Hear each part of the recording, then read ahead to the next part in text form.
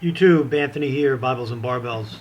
This is a video response to Brooklyn Prepper's latest video, which I think he was responding in part to a video by Yankee Prepper or US Freedom 22, I'm not sure. It's the Brooklyn Prepper's video that I want to respond to. And first off, I want to take the time out to say thank you to I consider him a friend, a YouTube friend, Brooklyn Prepper. I've learned a tremendous amount from him over the last couple of years in the areas of, food prepping, prepping in general, hygiene, you name it. I mean, his videos are very instructive and informative. He's a godly man. He's a family man. And so I encourage anyone that has not subscribed to his channel to subscribe to it. He does some really insightful videos. He's funny, but yet serious at the same time. He takes what he does seriously. He loves his country, as many of us do. He loves people in general, as many of us do. We are called as Christians to love our neighbor. Again, my heart and prayers also go out to the people in Sandy Hook, in Connecticut, in Clackamas County, Oregon, at the mall, for those people who've lost loved ones to terrible violence that has been perpetrated on our nation in the recent months and weeks. Brooklyn, in his video, talks about, I think a topic that needs to be addressed. There are some videos on YouTube where, and again, I haven't seen that many lately, speaking about what Brooklyn addresses in his video in regards to tactics and people not letting people cross bridges and into their towns.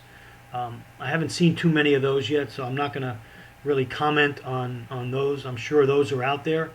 I'm sure there are people who are, nervous after seeing what has been going on in our country with the political climate that we're in, the financial climate that we're in, and a lot of this is a reaction to that, I believe.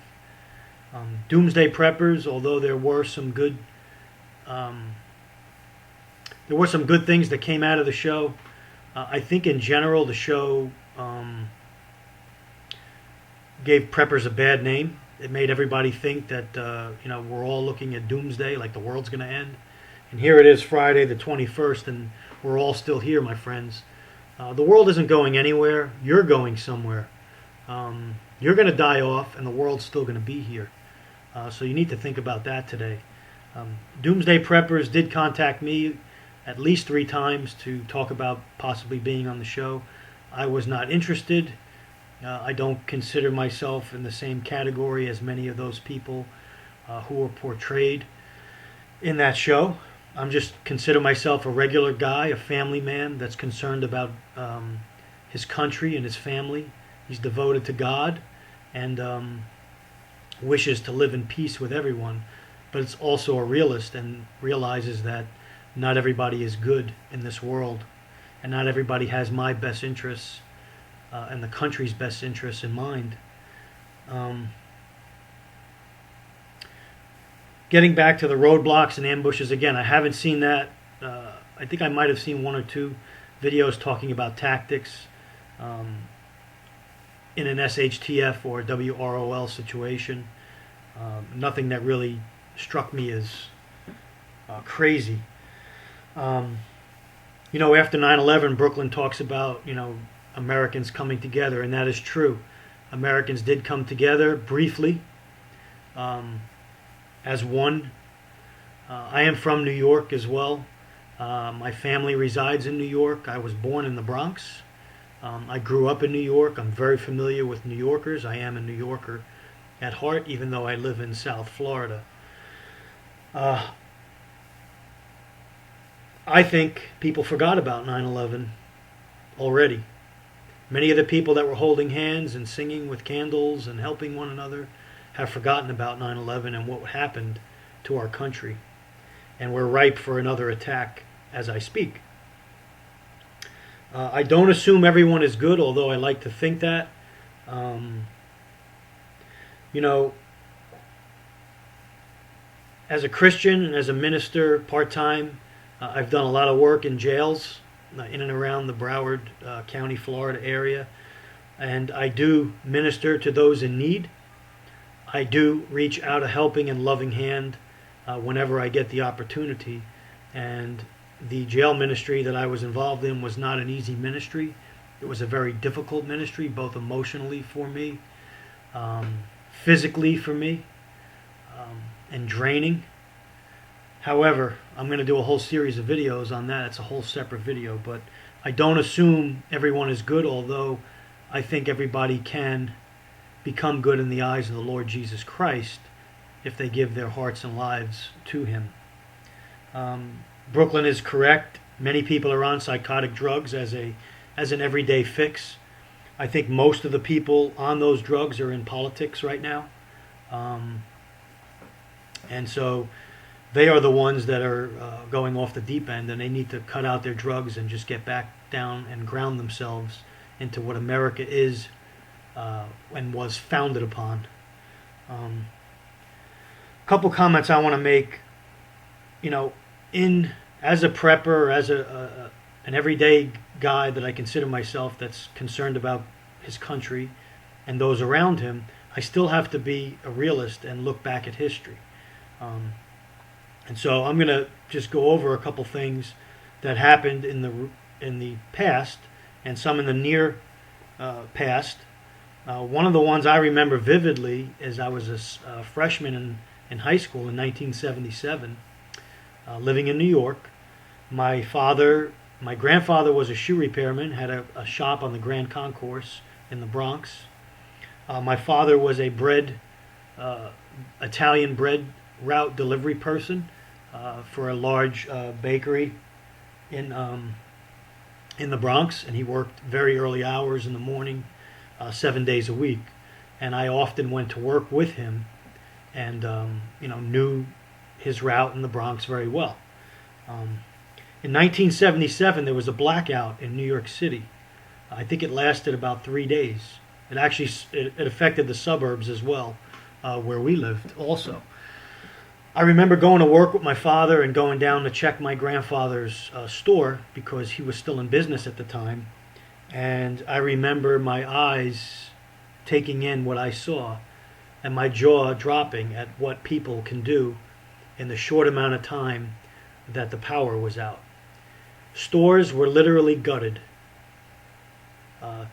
Stores with bars and chains, the roll down gates on their windows. Those gates were pulled off and the stores were literally emptied. Furniture stores, TV, auto parts stores, you name it. Anybody that was not there protecting their store or showing some type of presence were looted. People were openly walking down the streets with TV sets and couches on their over their heads. Go on YouTube. I'm sure you could just type in the description box that blackout, and you'll get all the news reports, and you could see for yourself what happened in 1977. Moving forward to the LA riots, the Rodney King riots in the 90s. Another eye-opener. Those people that wanted to live peacefully were, again, targets of roving bands of looters, thugs, gang members, and just people taking advantage of the situation.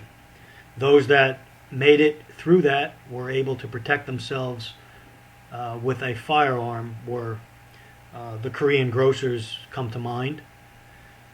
Hurricane Katrina. I think there were lots of things that were not reported, although we do know there were people defending themselves. There were people taking advantage of people, like the chief of police in and around that area in Louisiana decided that he was going to become, change our laws and take away people's gun rights unlawfully, which he did, and rounded up law-abiding citizens and took their firearms away, many of which have not received them back yet. So we saw some of the best of people in that disaster, and also much of the worst of people in that disaster taking advantage again of the situation at hand. Hurricane Sandy. Although there were many reports of people coming to each other's aid, I also heard reports, and again, my family members, I have good friends up there, friends that are preppers, friends that are not preppers, that I keep in touch with, and there was looting, robbing, stealing, pillaging going on, and people taking advantage of people in Hurricane Sandy, which was just recently. You know, the question is, can your neighbors really be trusted in a time of, you know, civil unrest, WROL, SHTF? I think a lot of people, Brooklyn, have their head in the sand. They think it'll never happen or it can't happen here. Therefore, they do not think it's important to get ready for a natural disaster, civil unrest, whatever you want to call it. And therefore, when that time comes, they may be unstable.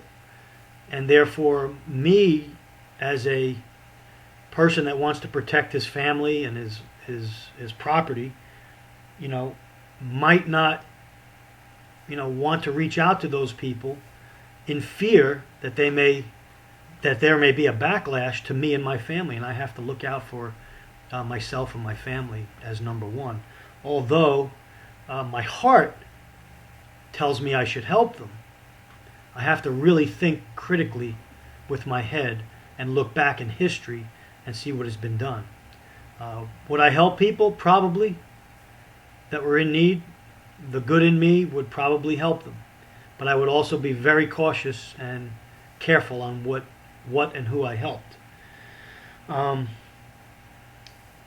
are movements in this country that scare me. The 99% movement, or whatever it's called, scares me.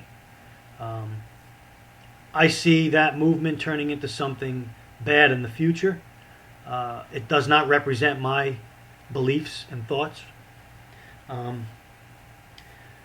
Another thing that scares me and forces me to really take stock of, you know, how I prep and what I do and the moves that I make are other countries coming out of the woodwork now, like China and Russia, telling the president that they'll help him